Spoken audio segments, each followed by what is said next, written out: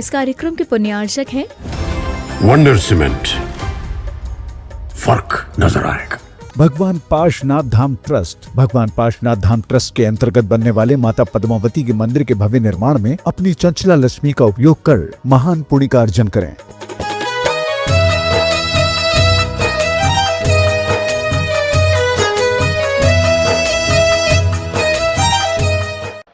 ओम नमः सिद्धेभ्यः। ओम नमः सिद्धेभ्यः। ओम नमः सिद्धेभ्यः। मंगलम भगवान वीरो मंगलम गौतमो गणे मंगलम कुंदकुंदाद्यो जैन धर्मोस्तु मंगलम। सर्वमंगल मांगल्यम सर्वकल्याणकारकम प्रधानम सर्वधर्माणां जैनम जयतु शासनम।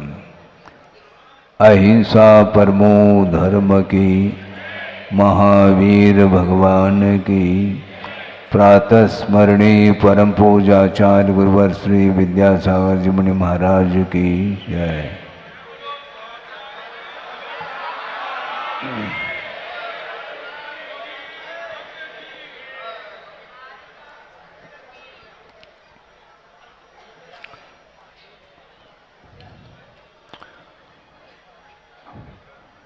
आपको यह विदित होगा कि एक बीज होता है और वह बीज इतना सूक्ष्म होता है, उसको देखने के लिए भी गौर करने की आवश्यकता पड़ती है। वह कौन सा बीज है? खसखस के दाने के समान वह सूक्ष्म होता है। वह वटका बीज माना जाता है। उसमें जो विराटता छिपी हुई है वह दृष्टिगत नहीं होती, किंतु उसका वपन होने के पश्चात कालांतर में जब वह वृक्ष का रूप ले लेता है तो वह अपने आप में उसके भीतर छुपी हुई जो शक्ति है वह ज्ञात हो जाती है। बीज में न फल देखने में आ रहा है, न फूल देखने में आ रहे हैं, न शाखा उपशाखाएं देखने में आ रही हैं, न छाया हो सकती है उस बीज की, किंतु उस बीज में वह शक्ति है। जब वह शक्ति उद्घाटित होती है तो वह विस्मय का वह कारण बनता है। उसी प्रकार प्रभुत्व शक्ति छिपी हुई है आत्मा के अंदर। जब वह उद्घाटित होती है वह तीन लोक को चमत्कृत कर देती है। ऐसी कौन सी शक्ति है? वह स्वाभाविक शक्ति मानी जाती है और वैभाविक अवस्था में वह शक्ति कभी भी उद्घाटित नहीं होती। और किस प्रकार उस शक्ति का विकास किस प्रकार होता है? शक्ति का विकास नहीं होता, शक्ति है उसको उद्घाटित किया जाता है और प्रत्येक जीव के अंदर वह प्रभुत्व शक्ति छिपी हुई है, किंतु उससे भी विशिष्ट कोई शक्ति है जिसके माध्यम से वह केवल ज्ञान की शक्ति तिरोहित हुई है। कार्तिकेयन प्रेक्षा में एक गाथा आती है, काव्य अवुवा दी सदी पुग्गल कम्मान एरसी सती केवल नान सहावो विनाश दो जाय जीवस्स। कापि अपूर्वा शक्ति दृश्यते। ऐसी कोई अपूर्व शक्ति देखने में आती है जिस शक्ति के माध्यम से वह क्षायिक जो ज्ञान है, केवल ज्ञान, वह तिरोहित हुआ है। तिरोहित हुआ है इसका अर्थ पहले उद्घाटित था ऐसा अर्थ नहीं लेना। पहले भी हमने बात स्पष्ट कर दी थी एक दिन, ये बीज और वृक्ष की ये परंपरा की भांति है। ये संसार अनादि है किंतु अंत को हो सकता है, जिसके अंदर वह योग्यता को उद्घाटित करने की शक्ति जिसके अंदर है, उसी जीव की विशेषता मानी जाती है कि वह मोह की जो शक्ति है उसको समाप्त किए बिना वह स्वाभाविक शक्ति उद्घाटित नहीं हो सकती है। और स्वभाव की ओर दृष्टि गए बिना कभी भी संसार का अंत न हुआ होगा। आप सारे यहाँ पर सभा में उपस्थित हैं, आपसे हम ये पूछना चाहते हैं, यहाँ पर सभा में उपस्थित हो करके आप जो देशना सुन रहे हैं, उस देशना का उद्देश्य क्या होना चाहिए? धर्म श्रवण करने के उपरांत, तत्व का परिज्ञान होने के उपरांत अतत्व की ओर दृष्टि नहीं जानी चाहिए।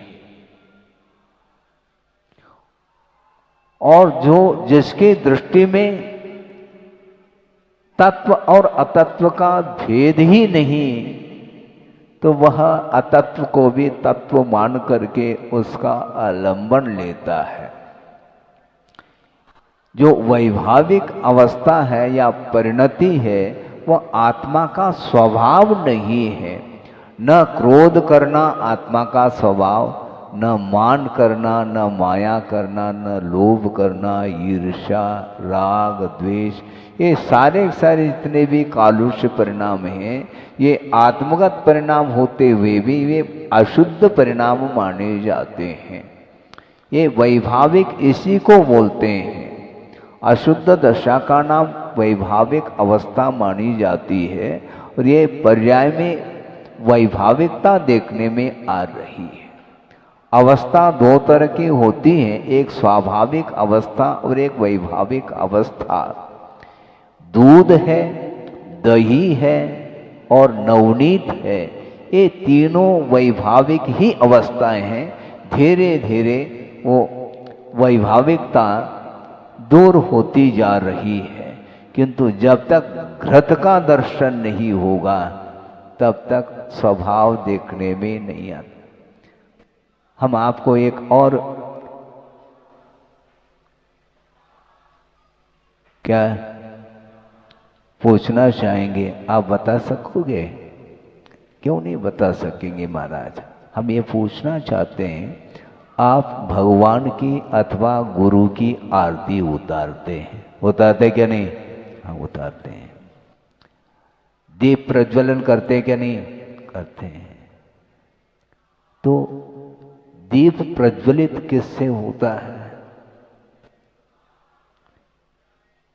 अग्नि। किंतु उस दीप को प्रज्वलित करने के लिए यदि उसमें नवनीत रखेंगे तो दीप प्रज्वलित नहीं होगा। नवनीत की आरती उतारी है आपने, बाती बना लो और आरती है, उसमें नवनीत का गोला रखो अथवा दही रखो अथवा दूध रखो तेल के स्थान पर और जलाओ, देखेंगे आरती नहीं जल सकती। उस घृत में प्रकाशित करने की क्षमता है, चाहे वह तेल हो अथवा घृत हो, उसको उसमें प्रकाशित करने की क्षमता है, बाती साथ में है। किंतु ये दूध, दही, नवनीत ये स्वाभाविक अवस्था नहीं है, इसलिए इसमें से प्रकाश उत्पन्न नहीं हो सकता। उसी प्रकार वर्तमान में जो आत्मा की स्थिति परिणति हो रही है, वह ठीक इसी प्रकार की वह परिणति है। इसलिए स्वाभाविक ज्ञान जब तक आविर्भूत नहीं होगा तब तक तत्व का दर्शन यथार्थ नहीं हो सकता।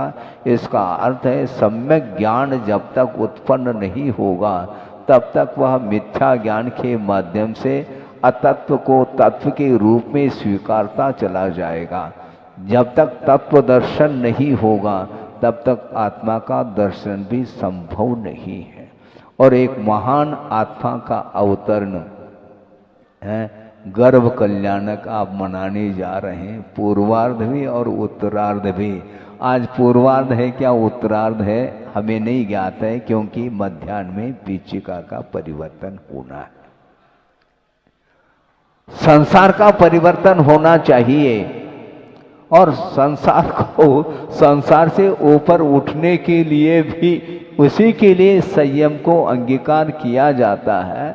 और संयम पालन करने के लिए उपकरण के रूप में जो आज परिवर्तन का वह दृश्य देखने को मिलेगा वह संयमोपकरण जिसका परिवर्तन होने जा रहा है।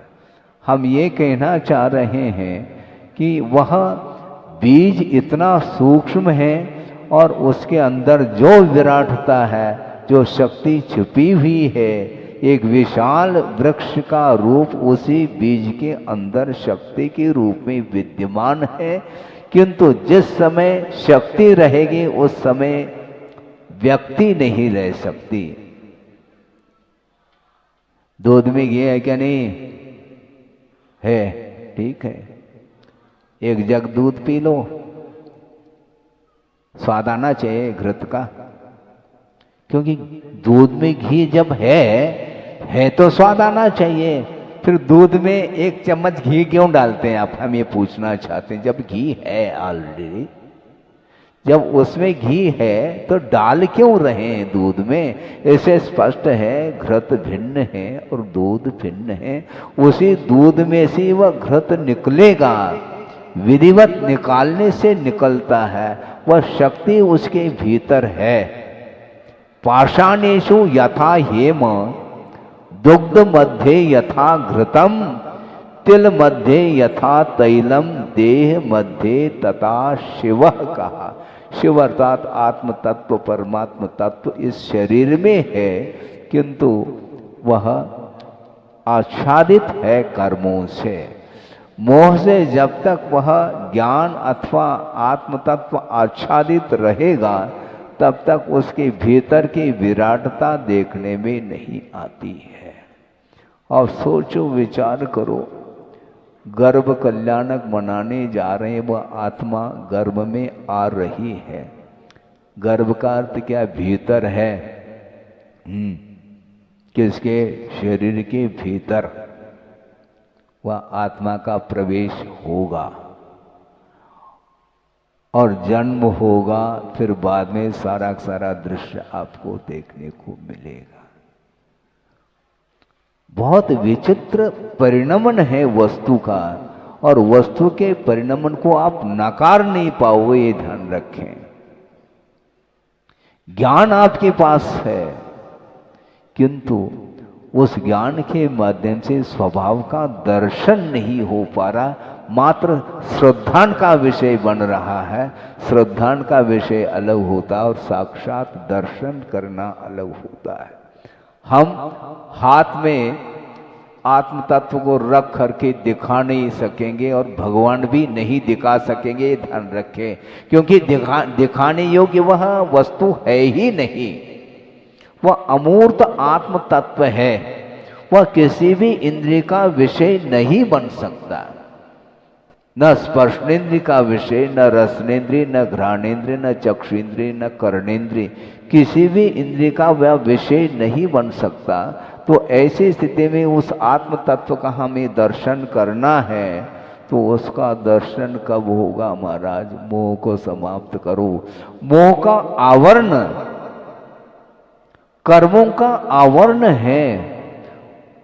कर्म के माध्यम से वह आत्म तत्व अथवा ज्ञान आच्छादित है, उसको उद्घाटित करने के लिए साधना की आवश्यकता पड़ती है। और आत्म कल्याण करेंगे कौन? वही आत्मा। और आत्म कल्याण के साथ साथ विश्व का कल्याण भी उनके निमित्त से होना है। आत्म कल्याण करना फिर भी सरल है, सरल अर्थात वैसा सरल नहीं है, बहुत कठिन काम है, किंतु स्वयं आत्म कल्याण करते हुए भी विश्व का कल्याण करने के लिए जो उनका योगदान है बहुत महत्वपूर्ण योगदान माना जाता है। दूसरे को भी प्रकाश देना और स्वयं अपने आप को भी प्रकाशित करना। ज्ञान में दोनों प्रकार की क्षमता है, वस्तु को भी प्रकाशित करने की क्षमता है और स्वयं को भी प्रकाशित करने की क्षमता उसी ज्ञान में है, इसलिए ज्ञान को स्वपर प्रकाशी ऐसा कहा है। लेकिन सम्यक ज्ञान होना चाहिए और सम्यक ज्ञान होने के उपरांत भी जब तक वीतराग विज्ञान नहीं होगा तब तक अपने आत्मा का दर्शन संभव नहीं है। श्रद्धान का विषय अलग और साक्षात आत्म तत्व को शरीर से पृथक महसूस करना खेल नहीं है बंधुओं। ये सारी साधना किस प्रकार वो करते हैं। वृषभ कुमारावस्था में नहीं कर पाएंगे, सागर बनना पड़ेगा, जबलपुर नहीं, वृषभ सागर है। वृषभ सागर बनेंगे, चारित्र को अंगीकार करते ही उसमें परिवर्तन तत्काल देखने को मिलता है, गुणस्थान का भी विकास हो जाता है। तो हम ये कहना चाह रहे हैं, ये साधना के लिए वस्तु तत्व का परिज्ञान करने के लिए जो साधन निर्धारित किए हैं आगम में, उनका अवलंबन लेने की आवश्यकता है। जिनेंद्र भगवान का जो शासन है वो अद्भुत है, ऐसा आगमकारों ने कहा है। प्रसंग के अनुरूप आपके सामने वह विषय रखना चाहता हूं कि जिनेंद्र भगवान का जो शासन है, जो मत है, वह अद्वितीय है, ऐसा कहा है। दया दम त्याग समाधि निष्ठम, दया दम त्याग समाधि निष्ठम नय प्रमाण प्रकृतांज सार्थम अदृश्य मण्ये रखिलई प्रवादई जनत्वदीयम मत द्वितीयम, ऐसा कहा। हे भगवान, आपका जो मत है अद्वितीय मत है, ऐसा कहा। अखिलई प्रवादई अदृश्यम, ऐसा कहा। समस्त अन्य जो मतांतर हैं, प्रवादी हैं, उन सभी प्रवादियों के द्वारा हे भगवान आपका ये मत परास्त नहीं हो सकता, ऐसा कहा है। अद्भुत मत है, कोई भी जिनेंद्र भगवान के शासन को खंडित नहीं कर सकता।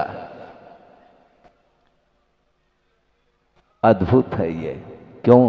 समाधि निष्ठम, ऐसा दया निष्ठ, दयाया निष्ठम, दया से युक्त है, दम से युक्त अर्थात इंद्रिय विजय, त्याग और समाधि, ये चार चीजें हैं। दया, दम, त्याग और समाधि, इन चारों से, इन चारों में निष्ठा रखने वाला ही वह आपका शासन है, आपका मत है। अनेक प्रकार के मत हो सकते हैं, 363 मत हैं, रहने दो। ये सारे जितने भी मतांतर मिल रहे हैं देखने को, ये सम्यक ज्ञान के अभाव के कारण ही इस प्रकार विभिन्न प्रकार की मान्यता चलती चली जा रही है। ये मोह के कारण इस प्रकार की विभिन्नता देखने को मिल रही है। ये वस्तु की वैभाविक परिणति है, स्वाभाविक परिणति नहीं है। इसलिए वस्तु अनंत धर्मात्मक है। उस अनंत धर्मात्मक वस्तु को, उसका प्रतिपादन करने वाला जो ज्ञान होता है वह केवल ज्ञान माना जाता है। केवल ज्ञान से विभूषित प्रभु होंगे, हम कब होंगे? सोचो, विचार करो। प्रभु अर्थात समर्थ होता है, क्या समर्थ होता है। ये सामर्थ्य किस अपेक्षा से?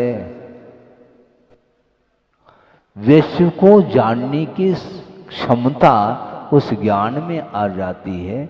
इसके उपरांत भी वह ज्ञान किसी से प्रभावित नहीं होता। यही उस ज्ञान की विशेषता मानी जाती है। तो वहाँ तक हमें पहुँचना है क्या? नहीं पहुँचना है तो अपने अपने जो स्थान हैं अपने अपने संबंधी जनों के साथ जो आपका अटैचमेंट है उसको अटैची छोड़ो। उसके बिना अटैचमेंट दूर नहीं हो सकता। हाँ, परिवार को भूलिए। सुन रहे हैं क्या नहीं? हाँ, तत्व तभी समझ में आएगा और तत्व के सागर हो आप हैं। गुरुदेव ने आपका नाम रखा तत्व सागर है। और किसी ने कहा कि उनको भी हम मंच पर बुला रहे हैं। हमने कहा, हमने आशीर्वाद दिया तत्व सागर जी को, वहीं पर रहो। हाँ, बाकी जो कुछ भी पूर्व के संबंधी लोग हैं वो उनका काम है, उनके ऊपर छोड़ दो। आप अपने तत्व में आ जाओ। तत्व अर्थात स्वरूप होता है। स्वरूप की ओर दृष्टि जाना बहुत कठिन है ये। हाँ, क्योंकि ये मोह का ऐसा एक प्रभाव है, वह मोह समाप्त नहीं हो सकता। ये जो धुंध है, धुंध है, कोहरा छाया है मान लो, और वह सूर्य का प्रकाश समाप्त हो गया उस कोहरे के अंदर। ये धुंध है मोह का धुंध, उसके वजह से वह केवल ज्ञान रूपी वह किरण संभव नहीं है। केवल ज्ञान को प्राप्त करना चाहो तो केवल मात्र ज्ञान रहना चाहिए और कुछ भी नहीं। मात्र ज्ञान की ओर दृष्टि, अन्यत्र दृष्टि नहीं। ज्ञान को ही ज्ञेय बनाने का पुरुषार्थ करो, ऐसा गुरुदेव का कहना है। बहुत सारे अनंतानंत वस्तु हो सकते हैं, उस ओर ध्यान न देते हुए वो भी ज्ञेय हैं, जानने योग्य हैं, किंतु आत्म तत्व भी तो जानने योग्य हैं। जानने योग्य नहीं है क्या? है। बल्कि ये कहना चाहते हैं ज्ञान को भी ज्ञेय बनाने का पुरुषार्थ करो, क्योंकि ज्ञान भी गुण है। वह गुण है तो वह भी अपने आप में एक ज्ञेय है। इसलिए ज्ञान को ही ज्ञेय बना करके यदि रहेंगे तो सारा सारा विश्व शून्य हो सकता है, तो मोह का साम्राज्य समाप्त हो जाएगा। लेकिन खेल नहीं है। हाँ, अभी तो गर्भ कल्याणक मनाने के लिए बैठे हैं, और गर्भ कल्याणक और जन्म कल्याणक में जो आनंद आता है आपको, शायद मैं समझता हूं क्या है, मोक्ष कल्याण के दिन वो आनंद नहीं आता महाराज। पालना झुलाने में जो आनंद आता है वह केवल ज्ञान के दृश्य को देखने में आनंद नहीं आता है। लेकिन इसलिए आनंद उसमें कम आता होगा क्योंकि उसमें राग नहीं है। राग नहीं है तो उसमें क्या आनंद है? क्योंकि विषयों में जो आनंद आता है, विषय के त्याग में आनंद नहीं आता है संसारी प्राणी को। लेकिन इसके उपरांत भी वह आनंद इसलिए इष्ट है आपके लिए क्योंकि वही तो आत्मा है जो हमें प्रकाश देने वाली है। लेकिन अभी अपने आप को प्रकाशित करने की क्षमता उस आत्मा में नहीं आई है, क्योंकि अभी भी मोह का आवरण है। सम्यक दर्शन उत्पन्न हो जाता है तो सम्यक दर्शन के जो प्रतिपक्षी कर्म हैं उनका क्षय अधिक हो जाता है।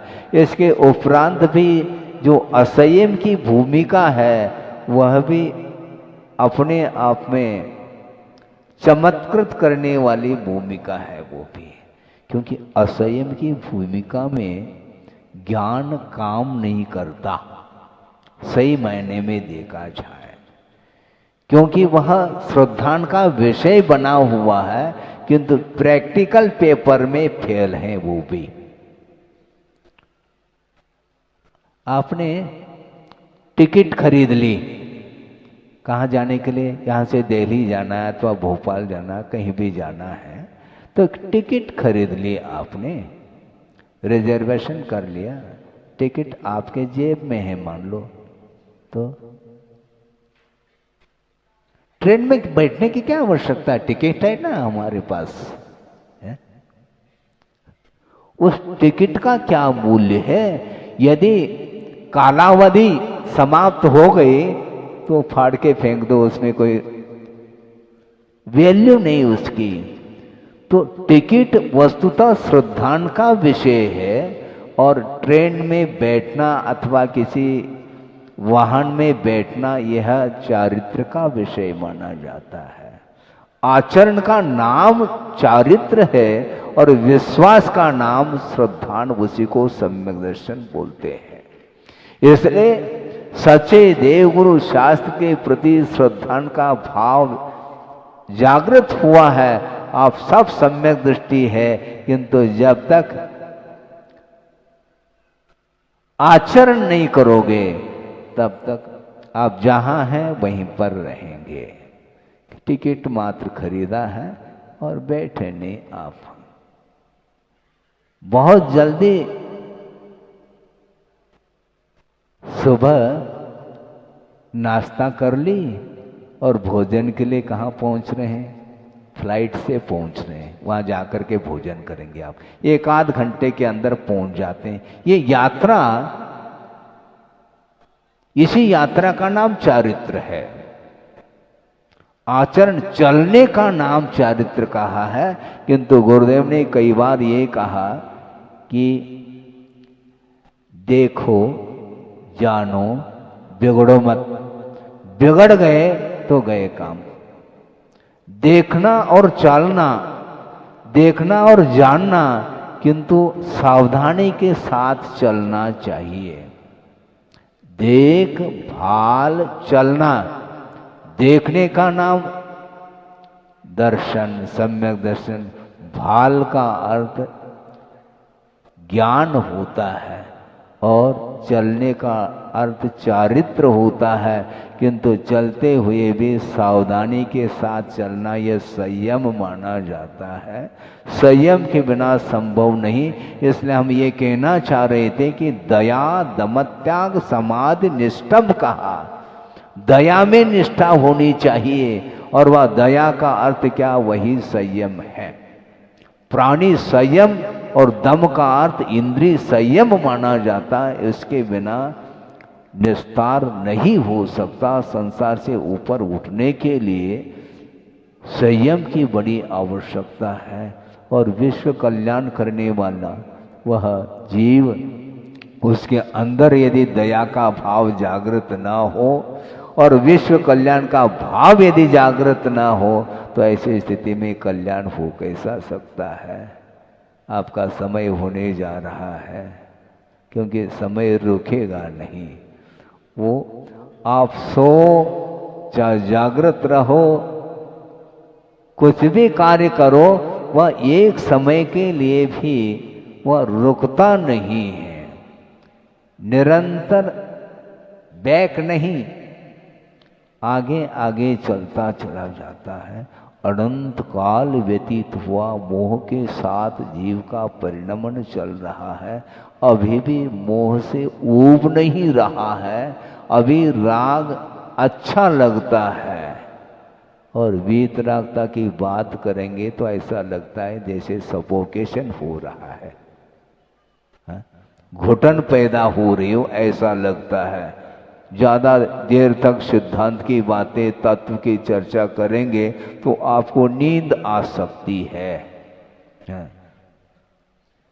धर्म बहुत अल्प काल के लिए रुचता है संसारी प्राणी को, फिर बाद में वही घोड़ा और वही मैदान। जहां से आए कहाँ जाएंगे?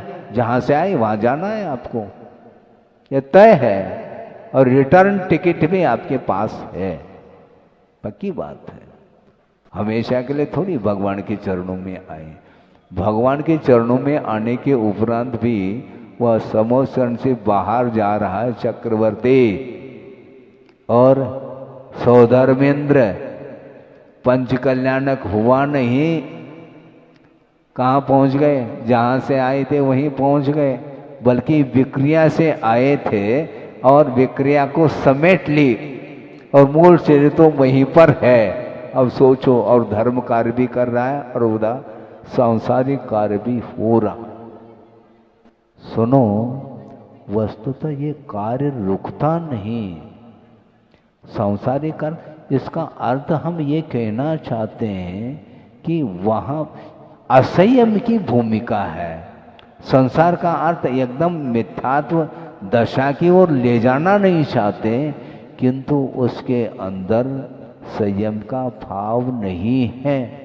भगवान के चरणों में रहने से संयम ग्रहण करने के भाव हो सकते हैं, लेकिन वहाँ पर मूल शरीर में वहाँ पर जो आनंद आता है वो अलग ढंग से आता है, क्योंकि ये पैरेलल चल रहा है।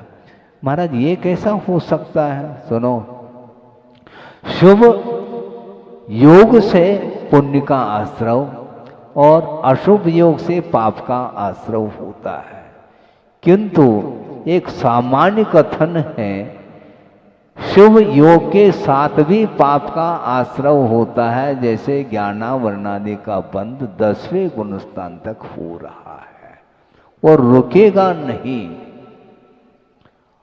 असंयमी इसी को बोलते हैं, वह उतने क्षण के लिए आया है, उसके अंदर निराकुलता नहीं आई, क्योंकि संकल्प नहीं है। राग को छोड़ने का संकल्प जिसके अंदर है वही चारित्र माना जाता है, और चारित्र के अभाव में धार्मिक अनुष्ठान तो वह कर रहा है, किंतु उसके बाद क्या करना, वो भी उसके अंदर वह ध्यान है। चक्रवर्ती आया है धर्म श्रवण करने के लिए, बाद में मैं क्या करूंगा ये भी उसके ध्यान में है, तभी तो वह उतने काल के लिए आता है। फिर बाद में भगवान भेज नहीं रहे, फिर भी जा रहा है, वो उसका संकल्प है। क्या संकल्प है उसका? यही संकल्प है, इतने काल के लिए हमें करना है, उसके बाद तो जाना ही है।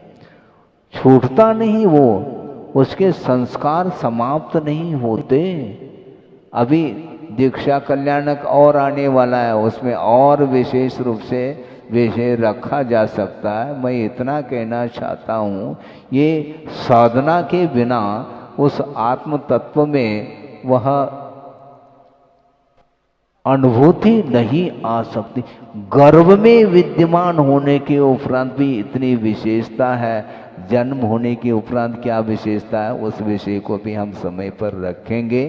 अभी तो इतना ही कहना चाहते हैं कि जिनेंद्र भगवान का जो शासन है, जो मत है, वो अद्भुत है। ऐसा कहा, वह मत इतना अद्भुत है, वह किसी भी अन्य मतांतरों के द्वारा खंडित नहीं हो सकता, क्योंकि दया, दम, त्याग और समाधि से युक्त जो शासन होता है, वही शासन अपने आप में शासित करने वाला होता है। क्योंकि जीवों का हित जो होता है, इस प्रकार जैन शासन के माध्यम से ही संभव है।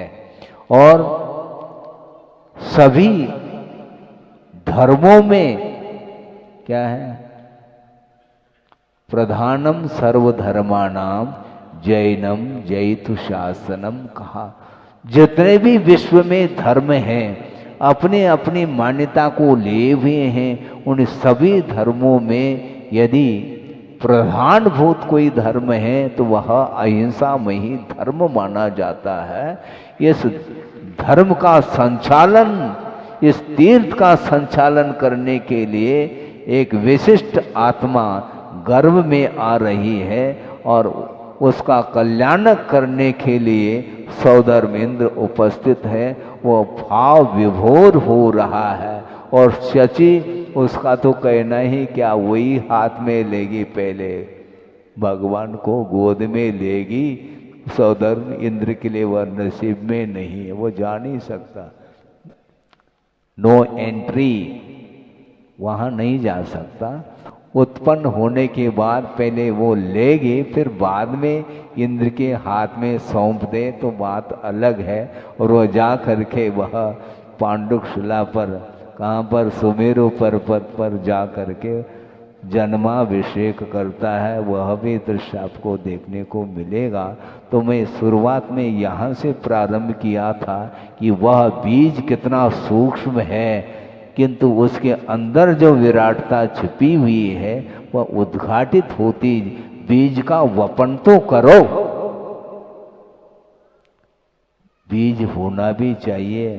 तो सम्यक दर्शन रूपी बीज के माध्यम से ही चारित्र रूपी वृक्ष खड़ा हो सकता है। बीजा भावे तरो रिव, इस प्रकार आचार्य समंतभद्र स्वामी कह रहे हैं।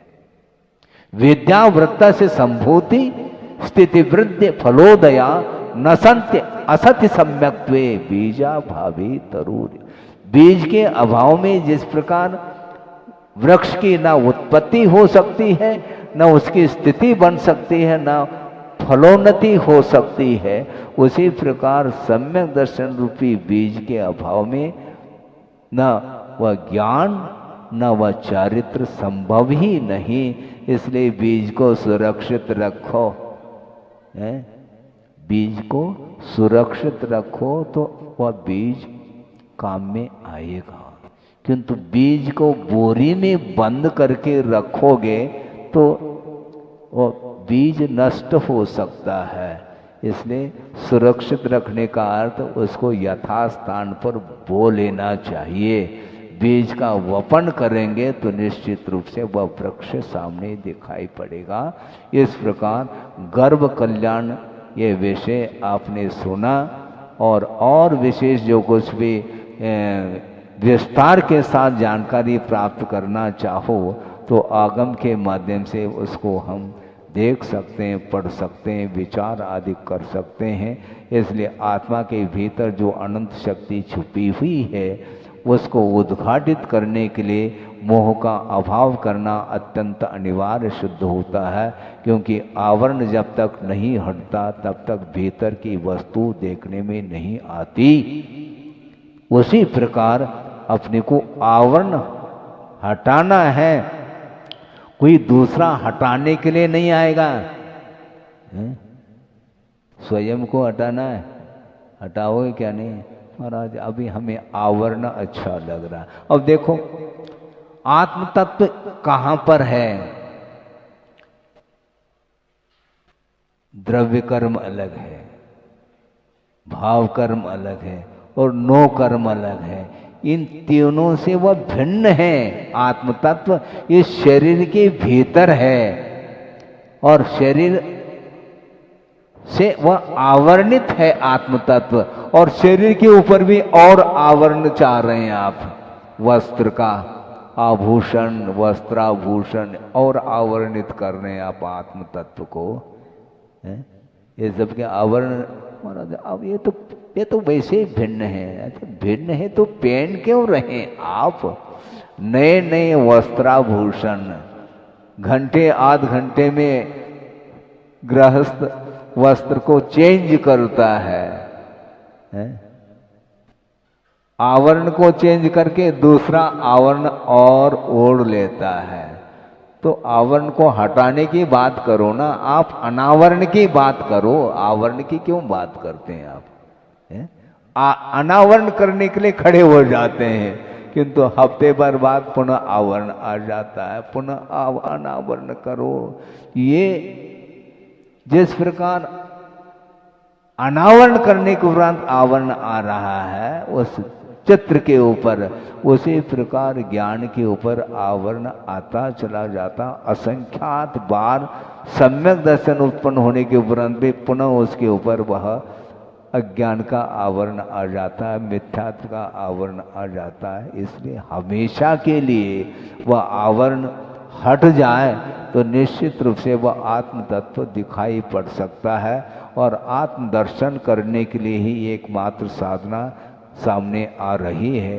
इसी प्रकार प्रत्येक व्यक्ति के अंदर जो शक्ति छुपी है उसको उद्घाटित करने के लिए सच्चे देवगुरु शास्त्र की आराधना करते हुए हम अपने जीवन को उत्थान की ओर ले जाएंगे तो निश्चित रूप से एक बार आत्मा का उत्थान होगा तो पुनः उसका पतन संभव नहीं है। इसलिए हमें लक्ष्य बनाना चाहिए, प्रभु बनने का लक्ष्य हो तो निश्चित रूप से आपका वह संसार अंत को प्राप्त हो सकता है। हो इस पवित्र भावना के साथ अहिंसा परमो धर्म की जय। अहिंसा परमो धर्म की, महावीर भगवान की। प्रातः स्मरणीय परम पूजाचार्य गुरुवर श्री विद्यासागर जी मुनि महाराज की जय।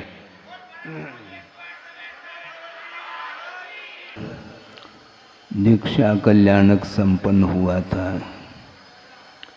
और 24 घंटे के अंदर ही उन्हें केवल ज्ञान का लाभ हुआ है। किंतु केवल ज्ञान की प्राप्ति जो होती है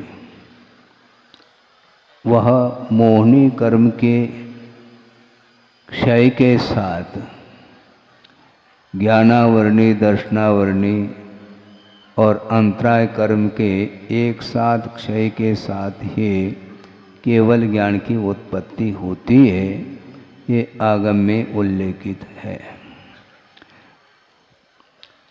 बहुत दिन का विकल्प था अपने अंदर और उसका समाधान भी गुरुदेव ने दिया था।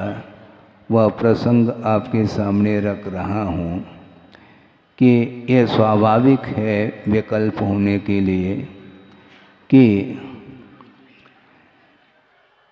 तीर्थंकर दीक्षित होते हैं, किंतु दीक्षा लेने के लिए वन की ओर क्यों विहार किया है, वन को क्यों चुना है, ये बहुत अपने आप में महत्वपूर्ण बिंदु है।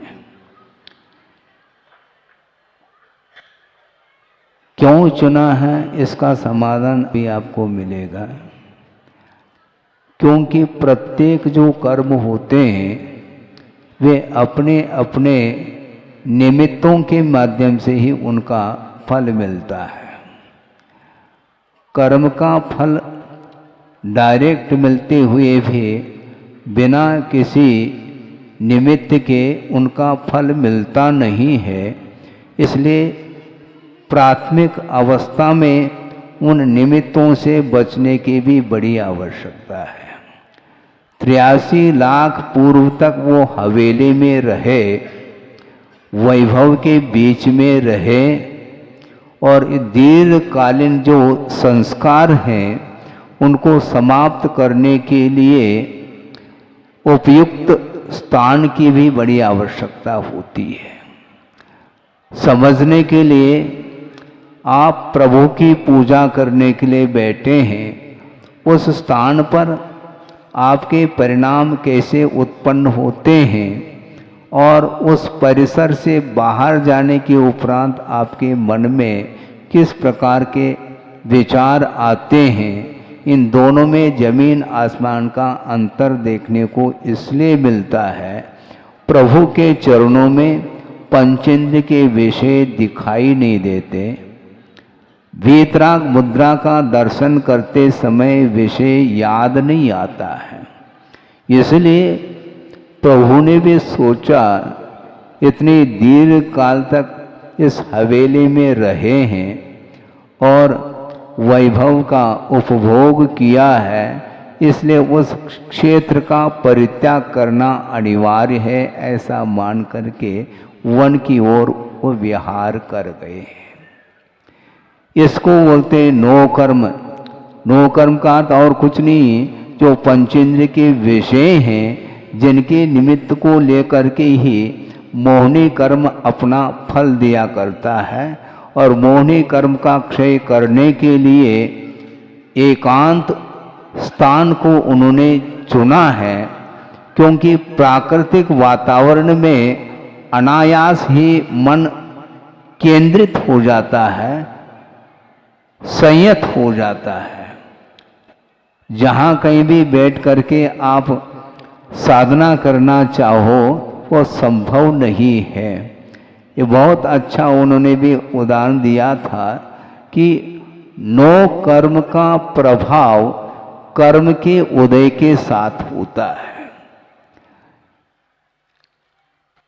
अधोगति में जहाँ नारकी रहते हैं उनको भिड़ाने के लिए असुर कुमार जाते हैं, किंतु उस क्षेत्र का प्रभाव जो अधोगति में जो वातावरण है उसका प्रभाव असुर कुमार के ऊपर नहीं पड़ता। क्यों? नरकायु का उदय बिंदु चाहिए, नरक गति का उदय चाहिए, तब कहीं जाकर के वहां पर जो परिसर है, वातावरण है, उसका प्रभाव पड़ता। नारकियों के लिए तो प्रभाव पड़ रहा है क्षेत्रीय वातावरण का, किंतु देवों के लिए इसलिए नहीं पड़ता क्योंकि कर्म का उदय अपेक्षित है। तो कर्म के उदय में नो कर्म का प्रभाव पड़ता है, इसलिए मोहिनी कर्म का जबरदस्त उदय था प्रभु के लिए। हालांकि वो क्षायक सम्यक दृष्टि थे, ये अलग विषय है, किंतु असंयम का जो भाव आता है उसके लिए वातावरण भी बड़ी प्रभावकारी सिद्ध होता है। इसलिए उन्होंने सोचा यहाँ से जल्दी निकलना उपयुक्त है, नहीं तो जो वैराग जो हो रहा है ताज़ा ताज़ा वो कहीं भंग न हो जाए, समाप्त न हो जाए। इसलिए जल्दी से वन की ओर विहार कर गए और वहाँ पर स्वयं ही अपने ही हाथों से पंचमुष्टि केश लोचन करके बाहरी परिग्रहों का विमोचन किया। अब यह तो हुआ शरीराश्रित मोक्ष मार्ग, इसके आधार से जो भीतर की परिणति बनती है, गुणस्थान की परिणति, वह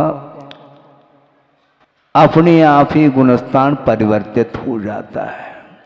परिग्रह के विमोचन के बिना चतुर्थ गुणस्थान से लेकर के आगे के गुणस्थानों में जो विकास है वह विकास नहीं हो सकता है।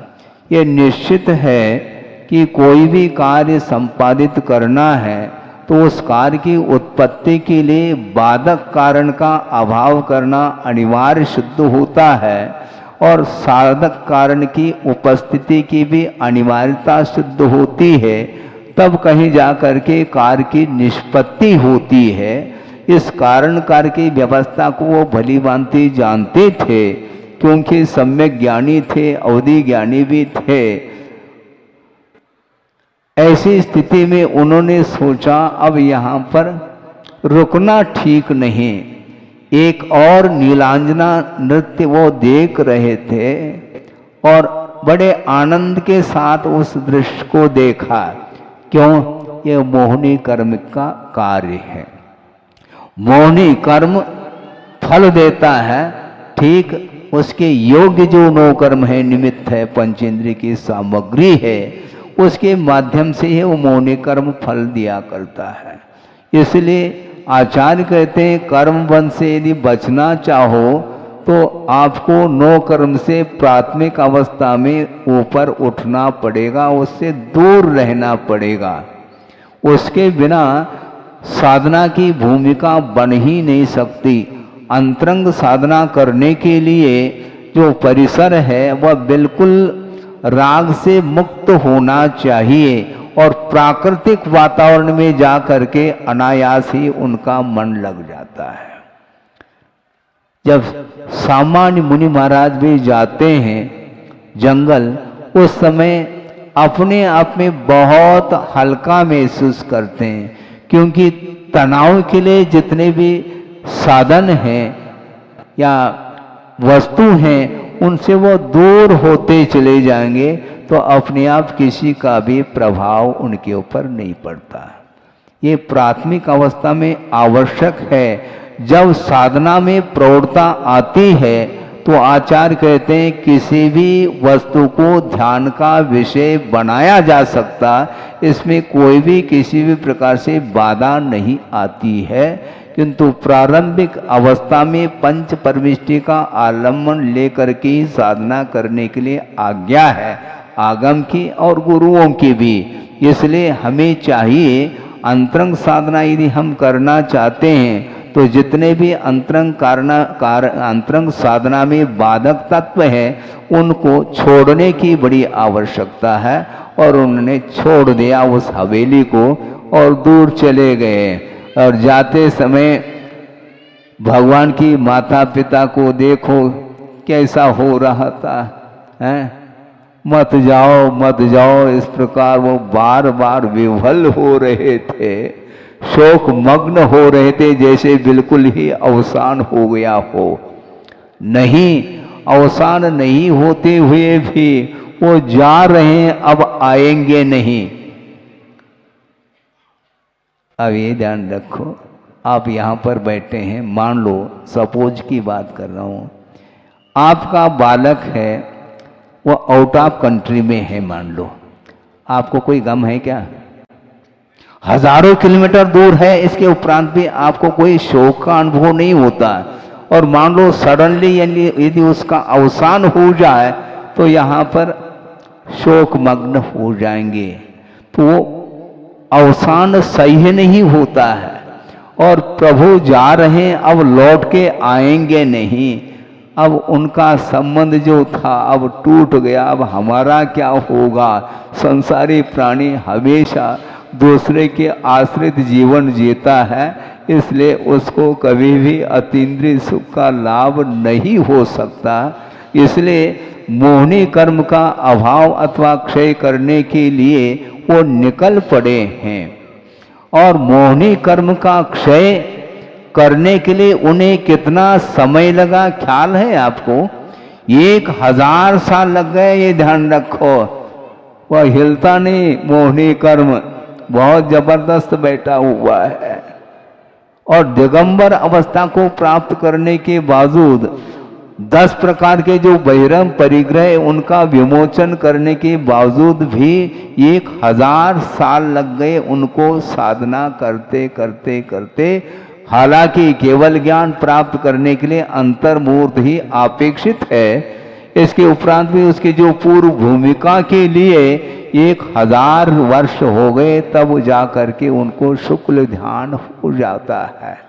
शुक्ल लेशा को प्राप्त करने के लिए भी पसीना आ रहा है अपन लोगों को। और शुक्ल ध्यान कैसा होगा? काष्ठवत त्यक्त देहा, ऐसा कहा है। योगी लोग जो साधना करते हैं, जो दीर्घ सनन के धारी होते हैं, वो बिल्कुल निरीह और निर्भीकता के साथ एकाकी होकर के साधना करते हैं, उनको भय नहीं सताता। महाराज हमें डर लगता है। अच्छा, आप क्या लगता है? आपको डर लगता है? कोई पकड़ रहा है क्या? तुम डरो या डरे रहो, हाँ, इससे कोई प्रयोजन सिद्ध नहीं होता। आपको डर लग रहा है, मैं ये पूछना चाहता हूं, सडनली किसी निमित्त से मान लो मरण हो जाता है, रात के 12 बजे वो अकेला ही जा रहा है, उसको डर लगना चाहिए? वो अकेला जा रहा है, 7 समंदर पार करके गया, वो 2-3 समय के अंदर वो पहुंच जाता है जहां पर जन्म लेना है। सोचो, विचार करो, जब तक शरीर है तब तक वह भयभीत होता है। आपको व्याघ्र, सिंह इत्यादि के प्रति उसको देखते ही आपको भय उत्पन्न होता है। व्याघ्र से भय नहीं आपको अजगर से भय नहीं, मृत्यु से भय है, इसलिए उससे डरते हैं आप।